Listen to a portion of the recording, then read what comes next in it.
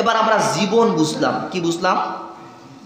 Life বুঝলাম, জীবন বুঝলাম যে ঠিক আছে আমার 60 বছরের হায়াতের জিন্দেগির মধ্যে আমি যে সময়টা পরিবারে কাটাই এটা আমার একটা জীবন, যে সময়টা রাজনীতি করি এটা আমার একটা জীবন, যে সময়টা আমি ব্যবসা করি এটা আমার একটা জীবন, যে সময়টা আমি আমার খেলাধুলোয় কাটাই এটাও একটা জীবন। কিন্তু জীবন ব্যবস্থাটা কি? জীবন ব্যবস্থাটা কি প্রিয় ভাই আমার? আপনার এই জীবনের অংশগুলোতে আপনার এই সেক্টরগুলো যে নিয়ম দ্বারা, যে নীতি দ্বারা, যে রুলস দ্বারা পরিচালিত হয় এটা হচ্ছে আপনার জীবন ব্যবস্থা। কথা বোঝা যায়?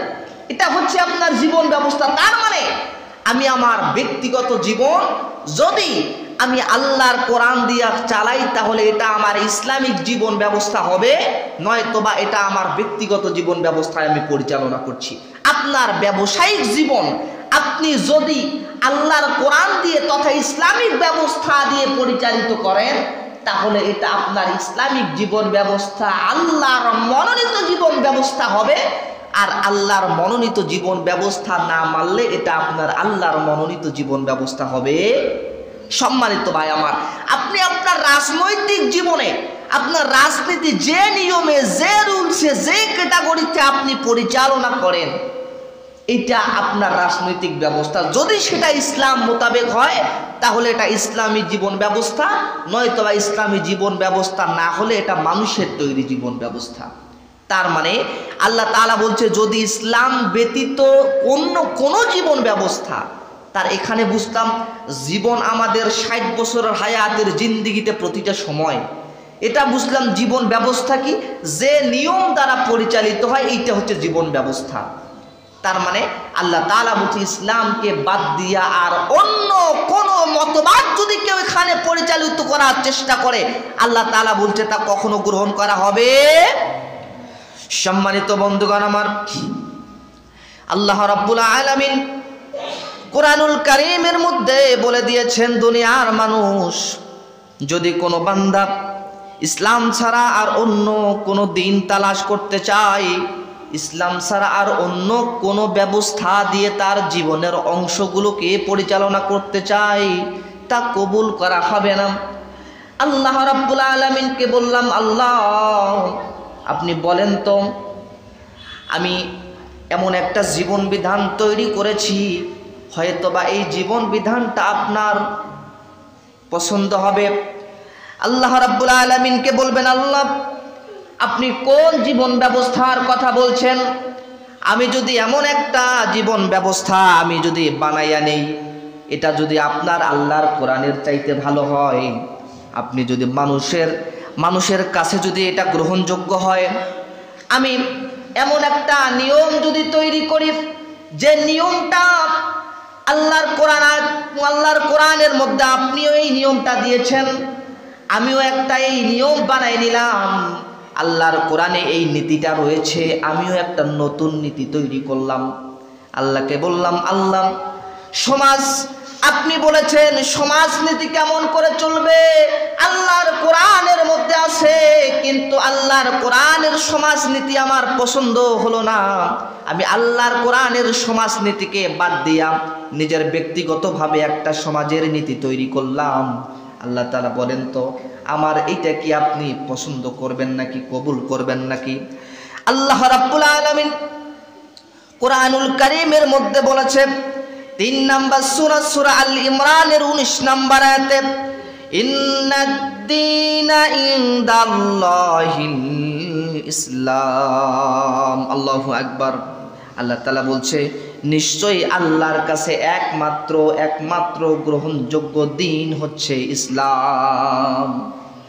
আল্লাহ তাআলা বলছে ইসলাম ছাড়া আর অন্য কোন বিধান যদি কেউ নিয়ে আসার চেষ্টা করে, আল্লাহর কোরআনের বিধান ছাড়া আর অন্য কোন আইন যদি কেউ তৈরি করার চেষ্টা করে, রব্বুল আলামিন বলেছে না এটা কবুল করা হবে না, কারণ আল্লাহ তাআলার কাছে একমাত্র মনোনীত গ্রহণযোগ্য জীবন ব্যবস্থা হচ্ছে ইসলাম।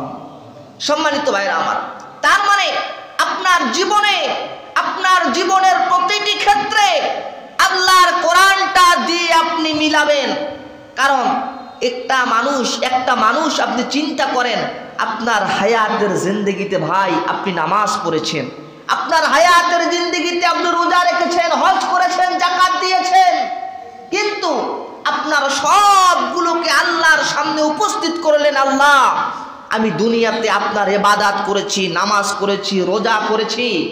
সেদিন আল্লাহ তাআলা বলবে, তুমি এটা করেছো, কিন্তু তুমি কি আমার বিধান অনুযায়ী করেছো? তুমি কি আমার জীবন ব্যবস্থা দিয়ে করেছো?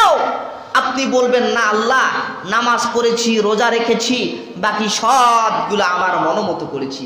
তার মানে নামাজও পড়ে, রোজাও রাখে, আবার অন্য আইনও মানে, আল্লাহর কোরআনের জীবন ব্যবস্থা ছাড়া অন্য জীবন ব্যবস্থা দ্বারাও সে জীবন পরিচালনা করে। এরকম লোক আছে না? আছে না? সম্মানিত ভাইরা আমার, আমি আপনাকে প্রশ্ন করি, আচ্ছা বলেন তো, আল্লাহ রাব্বুল আলামিন পূর্ণাঙ্গ জীবন ব্যবস্থা, কমপ্লিট কোড অফ লাইফ আপনাদের সামনে আল্লাহ তাআলা উপস্থিত করে দিয়েছেন, শুধুমাত্র আল্লাহ তাআলা নামাজের কথাই কোরআনে বলেছে। এ বাবা কথা বলো না, ছেলে এই কথা বলো না। আল্লাহ তাআলা শুধুমাত্র কি নামাজের কথাই কোরআনে চলেছে? আল্লাহ কি কোরআনে বলেছে শুধু রোজার কথা বলেছে, শুধু হজের কথা, শুধু যাকাতের কথা? না, এগুলো হচ্ছে আনুষ্ঠানিক ইবাদত। আল্লাহ তাআলা মানুষের আনুষ্ঠানিক ইবাদতের পাশাপাশি নিজের পূর্ণাঙ্গ জীবনের সমস্ত আইন আল্লাহ তাআলা কোরআনে দিয়েছেন। তাহলে বলুন, আপনি নামাজ পড়ার সময় নামাজ পড়বেন, আর বাকি জীবন ব্যবস্থাগুলো মানুষের মানবেন, রোজা রাখার সময় রোজা রাখবেন, বাকি জীবন ব্যবস্থাগুলো মানুষের মানবেন না? আপনি হজ করার সময় হজ করবেন, আর বাকি জীবন ব্যবস্থাগুলো আপনি মানুষের দিয়ে চালাবেন। তার মানে অর্ধেক মুসলমান আর অর্ধেক মুসলমান আপনি নন। আল্লাহর কাছে পূর্ণাঙ্গ মুসলমান হতে গেলে ইন্নাদ-দীনা ইনদাল্লাহিল ইসলাম, আল্লাহর কাছে একমাত্র জীবন ব্যবস্থা ইসলামের কাছে আপনাকে পূর্ণাঙ্গভাবে আত্মসমর্পণ করতে হবে। সম্মানিত ভাইরা আমার, এই কথাটা আল্লাহ তাআলা বলেছে। এবার আমি আপনাকে বলবো, আপনি আল্লাহর কাছে বলবেন আল্লাহ, আল্লাহর কাছে আপনি বলবেন আল্লাহ, ইসলাম ছাড়া আর অন্য কোনো জীবন ব্যবস্থা আপনি কবুলও করবেন না। ইসলাম আপনার কাছে একমাত্র জীবন ব্যবস্থা।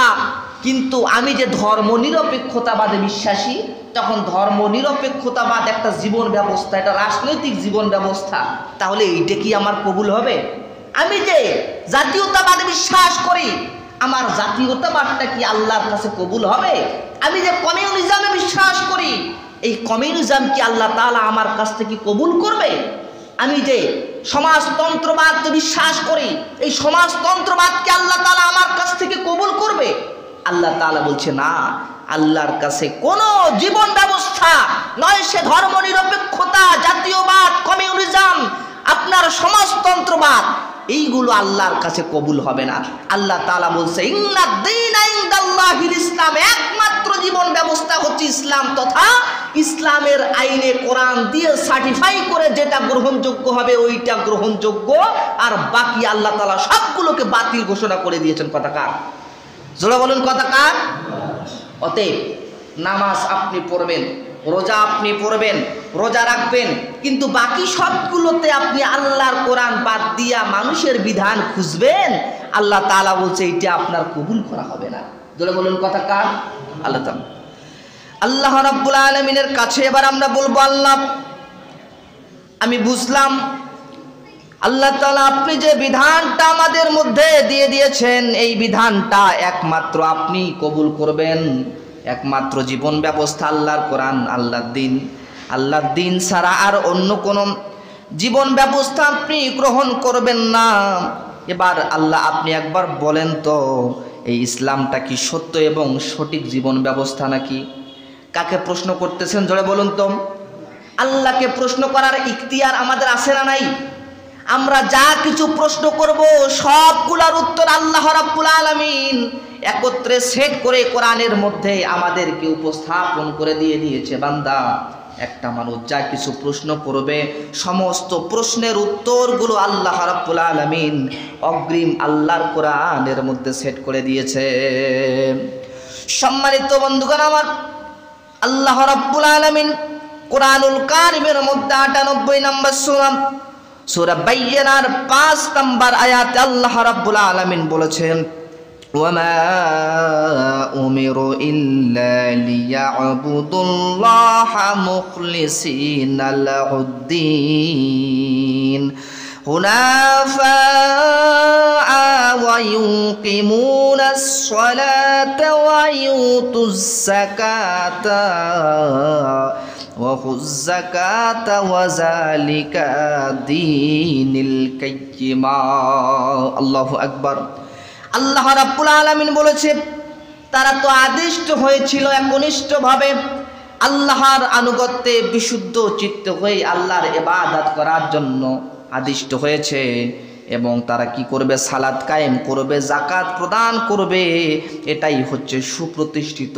হক ধর্ম সত্য ধর্ম কথাকার আল্লাহ রাব্বুল আলামিন বলেছেন তারা তো আদিষ্ট হয়েছিল একনিষ্ঠভাবে ইখলাসের সহিত আল্লাহ তাআলার জীবন ব্যবস্থা সে মেনে আল্লাহর ইবাদত করবে এবার জোরে বলুন আল্লাহ তাআলার ইবাদতের মধ্যে যদি আপনার ইখলাস না থাকে একনিষ্ঠতা না থাকে একচ্ছত্র অধিপতি হিসেবে আপনি আল্লাহকে মেনে না চলেন তাহলে আপনার দ্বারা কখনো আল্লাহর একনিষ্ঠ ইবাদত করা কখনো সম্ভব না একনিষ্ঠতা ইখলাস এই ইখলাস হচ্ছে এমন জিনিস তথা আল্লাহ যেটা বলেছে যেটা করতে বলেছে যেটা থেকে নিষেধ করেছে যেটা আদেশ করেছে এর বাইরে এক পশমও আমি নড়ব না এর নাম হচ্ছে ইখলাস আল্লাহ তাআলার ইবাদত করার ক্ষেত্রে আমি আল্লাহর বিধান ছাড়া আর কোনো বিধান মানব না এর নাম ইখলাস আপনি আল্লাহ তাআলার জীবন ব্যবস্থা মান্য করার ক্ষেত্রে আপনার জীবনের অংশ আপনার রাজনীতি আপনার জীবনের অংশ আপনার পরিবার আপনার জীবনের অংশ আপনার অর্থনীতি সমাজনীতি কূটনৈতিক সকল ক্ষেত্রে আপনি শুধু নামাজটা আল্লাহর বিধান দিয়া চলবেন আর বাকি সব বিধান আপনি মানুষের দিয়া চলবেন মানুষের জীবন ব্যবস্থা তৈরি করা বিধান দিয়ে আপনি আপনার বাকি জীবন চালাবেন আর আল্লাহর কাছে বলবেন আল্লাহ হানিফা ওয়া মা আনা মিনাল মুশরিকিন আমি তো মুসলমানদের অন্তর্ভুক্ত এই কথা বলার কোনো সুযোগ নাই যদি আপনি পূর্ণাঙ্গভাবে আল্লাহর কোরআনটা নিজের বাস্তব জীবনে প্রতিষ্ঠিত করতে না পারেন সম্মানিত ভাইরা আমার তাহলে আল্লাহ তাআলা বলছে তারা তো আদিষ্ট হয়েছিল আল্লাহর অনুগত্যে বিশুদ্ধ চিত্তে একনিষ্ঠভাবে আল্লাহর ইবাদত করার জন্য তাহলে ভাই আমার আমি আপনাকে এখানে একটি কথা আমি আপনাকে প্রশ্ন করছি আপনি মনে করেন আমাদের এই মসজিদটা দীর্ঘদিন ধরে চলছে কার আইনে চলছে বলেন তো আরো জোরে বলেন কার আইনে চলছে আল্লাহর আইনে চলছে তার মানে এই মসজিদটারও একটা ব্যবস্থা আছে একটা দিন আছে আর এই মসজিদের ব্যবস্থাটা হচ্ছে আল্লাহর কোরআন আল্লাহ কোরআন এবার আমি যদি আপনাকে অনুরোধ করব আপনারা সবাই আমার কেউ বাপ কেউ চাচা কেউ ভাই কেউ বড়ব্বু এক কাজ করা যায় না আমরা সবাই যেহেতু এখানে আসি বাইরের কেউ নেই আমরাই সবাই তা আজকে এখানে ওই নিয়মটা পাল্টে দিয়ে আমি একটা নতুন নিয়ম বের করেছি খুব পছন্দ হবে আপনার একটু ওই নিয়মে নামাজটা পড়ি নামাজ হবে জোরে বলুন নামাজ হবে না তার মানে যে মসজিদে আপনি আল্লাহর নিয়ম বাদ দিয়া অন্য কারো নিয়মে আপনার মসজিদ চালাবেন না আল্লাহ তাআলা আপনার জীবনের অংশ করে দিয়েছে রাষ্ট্র আপনার জীবনের অংশ করেছে রাজনীতি আপনার জীবনের অংশ করেছে আপনার সমাজনীতি আপনি এইকে আল্লাহর কোরআন দিয়ে চালাতে চান না তার মানে আপনি একনিষ্ঠভাবে ইখলাসের সহিত আল্লাহ তাআলার বান্দা হয়ে আল্লাহর আনুগত্য আপনি করতে পারেন নাই ঠিক না কারণ আমরা মসজিদেও যে আল্লাহকে যোগ্য মনে করি মসজিদের বাইরেও সে আল্লাহকে যোগ্য মনে করি আমার মসজিদের ভিতরে আইনদাতা হিসেবে আল্লাহকে যতটা যোগ্য মনে করি মসজিদের বাইরে রাজনীতিতে রাষ্ট্রেও আমি আমার আল্লাহকে ততটাই যোগ্য মনে করি কারণ এই কথাটা আমি আপনাকে আমার কথা থেকে বলছি না আপনি ইসলাম বাদ দিয়া আপনি যে কোনো জীবন ব্যবস্থা দিয়া ওইগুলো পরিচালনা করেন আপনার এই সমস্ত কিছু আল্লাহ তাআলা কবুল করবে না সম্মানিত ভাইরা আমার এবার আল্লাহ তাআলাকে বলবেন আল্লাহ আচ্ছা ইসলাম পালনের ক্ষেত্রে উত্তম কোন ব্যক্তি আচ্ছা প্রশ্ন আসতে পারে না ইসলাম আমি মানব ইসলাম আমি আমার জীবনে মেনে চলব প্রতিষ্ঠিত করব কিন্তু ইসলাম মানার ক্ষেত্রে সর্বোত্তম কোন ব্যক্তি তখন আল্লাহ রাব্বুল আলামিন কোরআনুল কারীমের মধ্যে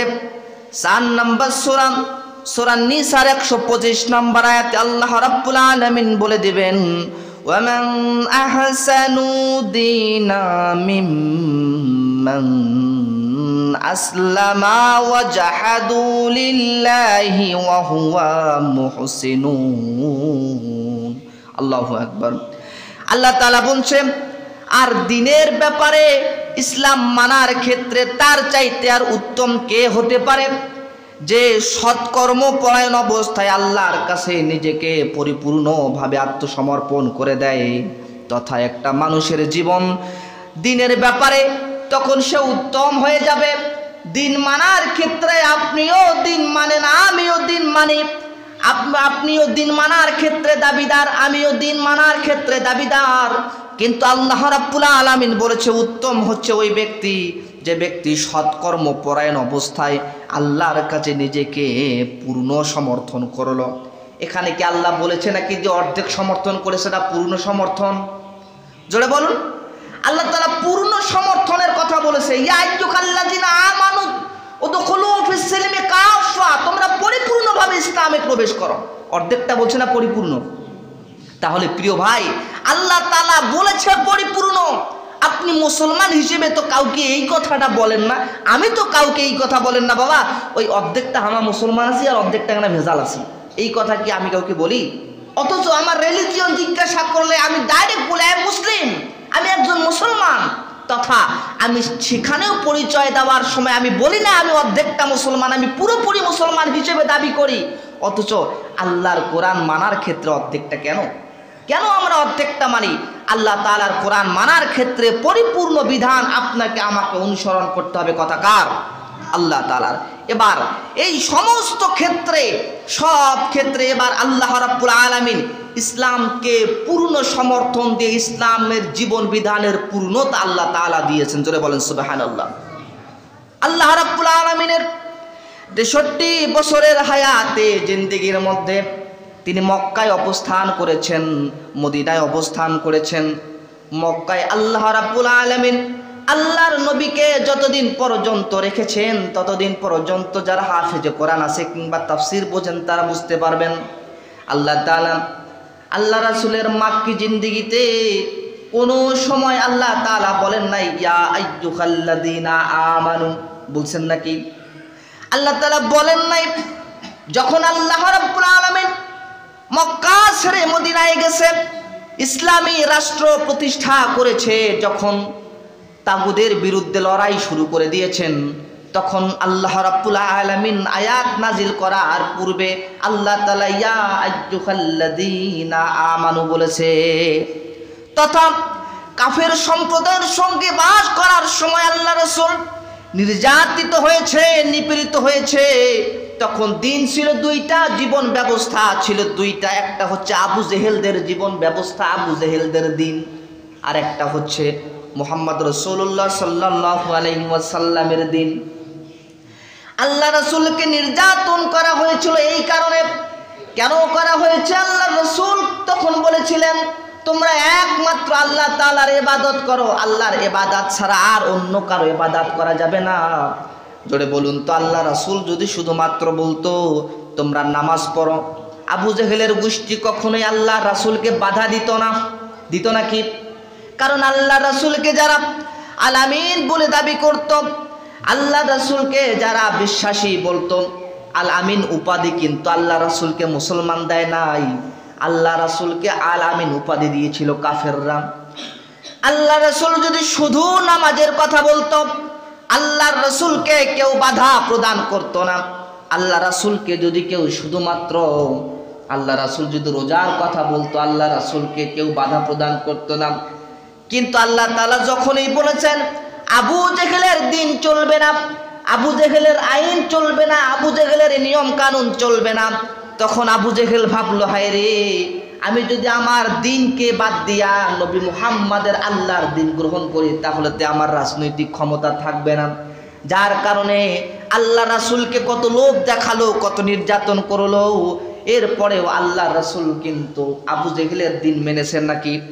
মানেন নাই। মাদানী জিন্দেগিতে আল্লাহ রাব্বুল আলামিন আল্লাহ রাসূল যখন পৌঁছে গিয়ে 10টা বছর আল্লাহর কোরআন দিয়ে মদিনা নামক রাষ্ট্রটা পরিচালনা করলেন, 10 বছর আল্লাহর কোরআন দিয়ে রাষ্ট্র পরিচালনা করার পর যখন আল্লাহ তাআলা সমস্ত আইনগুলোকে ভেঙে দিয়ে মানবরচিত সমস্ত বিধানগুলোকে ভেঙে দিয়ে মানবরচিত সমস্ত চিন্তা ভাবনাগুলোকে ধূলিসাৎ করে দিয়ে এক আল্লাহর আইনগুলোকে দুনিয়ার জমিনে আল্লাহ রাসূল বাস্তবায়ন করলো। বাস্তবায়ন করার পর আল্লাহ রাব্বুল আলামিন এবার তার রাসূলকে সমস্ত দ্বীনের উপরে বিজয় দান করলেন। আল্লাহ তাআলা তখন তার ইসলামকে একটা পূর্ণাঙ্গ জীবন ব্যবস্থা দান করে দিলেন। আল্লাহ রাব্বুল আলামিন আল্লাহ রাসূলকে তখনও পর্যন্ত বলে নাই আজ থেকে তোমাদের দিনকে পূর্ণাঙ্গ করলাম। আল্লাহ রাসূলকে তখন পর্যন্ত বলে নাই যখন পর্যন্ত মদিনায় ইসলামী রাষ্ট্র প্রতিষ্ঠিত হয় নাই, যখন আল্লাহ তাআলা রাজনৈতিক বিধানগুলোকে আল্লাহর কোরআনে দিল, সামাজিক নীতিগুলোকে আল্লাহর কোরআনে দিল, তার পারিবারিক নীতিগুলো আল্লাহর কোরআনে দিল। সমস্ত নীতিগুলো যখন একটা মানুষের চলার জন্য শুরু থেকে শেষ পর্যন্ত, আদি থেকে অন্ত পর্যন্ত প্রতিটা বিধান যখন আল্লাহ তাআলার কোরআনে দেওয়া শেষ হয়ে গেছে, তখন আল্লাহ রাব্বুল আলামিন বিদায় হজের ভাষণে গিয়ে বিদায় হজের ভাষণ শেষ করার পরে মুখটা আকাশের দিকে তুলে বলছে, আল্লাহ আমি কি আপনার দিনকে, আমি কি আপনার বিধানকে দুনিয়ার জমিনে পৌঁছে দিতে পেরেছি? তখন সামনে থেকে লক্ষাধিক সাহাবী এক সুরে জবাব দিল, হে আল্লাহ রাসূল আপনি পেরেছেন। তখন আল্লাহ রাব্বুল আলামিন কিছুক্ষণ যেন মৌনতা পুরো আরব জাহানের মদিনা নামক রাষ্ট্রে যখন আল্লাহ রাব্বুল আলামিন বিদায় হজের পর সেখানে একটা কি যেন বিয়োগ বেদনা এসে উপস্থিত হয়ে গেল। তখন আল্লাহ রাব্বুল আলামিন এই আয়াতটাকে আল্লাহ তাআলা কোরআনুল কারীমের মধ্যে বলেছে, বিসমিল্লাহির রহমানির রহিম, আল ইয়াউমা আকমালতু লাকুম দীনাকুম ওয়া আতমামতু আলাইকুম নি'মাতি ওয়া রাদিতু লাকুমুল ইসলাম দীনা। আল্লাহু আকবার। আল্লাহ তাআলা বলছে, আজ আমি তোমাদের দিনকে পূর্ণ করে দিলাম এবং তোমাদের উপর আমার নিয়ামতকে সম্পূর্ণ করলাম এবং তোমাদের জন্য দিন হিসেবে আমি ইসলামকেই পছন্দ করলাম। আল্লাহু আকবার। আল্লাহ তাআলা কি বলছে, আজ থেকে তোমাদের দিনকে তথা তোমাদের জীবন ব্যবস্থাকে আমি পূর্ণাঙ্গ করে দিলাম। তার মানে আজ থেকে কোরআন ছাড়া আর কোনো জীবন ব্যবস্থা মুসলমানের মধ্যে থাকবে। এই কথা কার? আল্লাহ তাআলা বলছে, আজ থেকে আমি তোমাদের নিয়ামতকে পূর্ণ করে দিলাম। তার মানে আজ কোরআন নামক নিয়ামত আর আমাদের মধ্যে আসবে না, কোরআনের ওহী শেষ। আল্লাহ তাআলা বলছে, আর তোমাদের দিন হিসেবে, জীবন ব্যবস্থা হিসেবে ইসলামকে আমি মনোনীত করলাম। সুবহানাল্লাহ। সম্মানিত ভাইরা আমার, এবার আমাদের করণীয় কি? যে আয়াতটার কথা বলছিলাম, আল্লাহ তাআলা বলছে, ওয়া মাইয়াবতাগিল গায়রাল ইসলামি দীনা ফালা ইউকবালা মিনহু ওয়া হুয়া ফিল আখিরাতি মিনাল খাসিরিন। আল্লাহ তাআলা বলছে, ইসলাম ব্যতীত কোনো জীবন ব্যবস্থা, কোনো দিন যদি কেউ তালাশ করে তা কবুল করা হবে না। আল্লাহ তাআলা বলছে, এবং সে আখিরাতের মধ্যে ক্ষতিগ্রস্ত হয়ে যাবে। এবার তাহলে বুঝলাম, এবার আমাদের করণীয় কি? আমাদের করণীয় কি? আমাদের করণীয় হচ্ছে আমাদের জীবনের প্রকৃত লক্ষ্য উদ্দেশ্যগুলোকে সফল করা। ভাই কথা মন দিচ্ছেন? আমাদের উদ্দেশ্য কি? আমাদের করণীয় কি? এখন আল্লাহ তাআলা দ্বীনকে পূর্ণাঙ্গ করেছে, আমাদের করণীয় এখন কি? আমাদের করণীয় হচ্ছে আল্লাহ তাআলা যে জীবন উদ্দেশ্য দিয়ে আমাদেরকে দুনিয়াতে পাঠিয়েছে, যে সে জীবন উদ্দেশ্যটা আমাদেরকে পূর্ণ করা। কি উদ্দেশ্যে আল্লাহ তাআলা পাঠিয়েছে? আল্লাহ তাআলা বলছে, ওয়া মা খালাকতুল জিন্না ওয়াল ইনসা ইল্লা লিয়াবুদুন। আল্লাহ ইবাদতের জন্য পাঠাইছে। এবার বলুন তো, ইবাদত মানে কি এইটা? সারা জীবন সারাদিন তসবিহ ধরিয়া মসজিদের কোণাতে একবারে সারাটা জীবন মসজিদ থেকে বেড়াবেন না, এইটার নাম কি আপনার ইবাদত? না। তাহলে কি মানুষের খাওয়া লাগে না? মানুষের কি জৈবিক চাহিদা আছে না? এজন্য আপনার জীবনের প্রতিটি কাজ আপনি আল্লাহর কোরআনের নিয়মে চলেন, আপনার প্রতিটি কাজ ইবাদত বলে গণ্য হয়ে যাবে। সুবহানাল্লাহ। সেটা আপনি যাই করেন না কেন, ইসলামের মোতাবেক করেন, ইসলামের নিয়মে করেন, আল্লাহ তাআলা আপনার সমস্ত আমলগুলোকে ইবাদতে পরিণত করবে। দ্বিতীয় নাম্বার কাজ কি? দ্বিতীয় নাম্বার কাজ হচ্ছে আল্লাহ তাআলা আমাদেরকে প্রতিনিধিত্বের ভূমিকায়, প্রতিনিধিত্বের দায়িত্ব দিয়ে পাঠিয়েছে। আপনাকে দুনিয়ার জমিনে প্রতিনিধিত্বের ভূমিকা পালন করতে হবে। সম্মানিত বন্ধুগণ, একটা মানুষ, একটা নেতার কাজ যেমন দুনিয়াতে উপরে যা আদেশ হয় নিচে তা মান্য করা, সেরকম আল্লাহ রাব্বুল আলামিন আপনাকে আমাকে খলিফার দায়িত্ব দিয়ে দুনিয়াতে পাঠিয়েছে। তার মানে দুনিয়াতে এসে নতুন করে আপনাকে আর নেতা হওয়ার প্রয়োজন নাই। আল্লাহ তাআলা আপনাকে নেতার দায়িত্ব দিয়ে দুনিয়াতে পাঠিয়েছে। আল্লাহ তাআলার বিধান আপনাকে দায়িত্ব নিয়ে দুনিয়ার জমিনে প্রচার এবং প্রতিষ্ঠার দায়িত্ব আল্লাহ আপনাকে দিয়েছে। আপনি যদি এটা করতে পারেন, আল্লাহ তাআলার দ্বীন আমাদের জীবনে প্রতিষ্ঠিত হয়ে যাবে। আল্লাহ তাআলা আমাদের সকলের জীবনে একমাত্র জীবন ব্যবস্থা হিসেবে দ্বীনকে কবুল করুক এবং মেনে চলার তৌফিক দিক। সকলে বলছে আল্লাহুম্মা আমিন।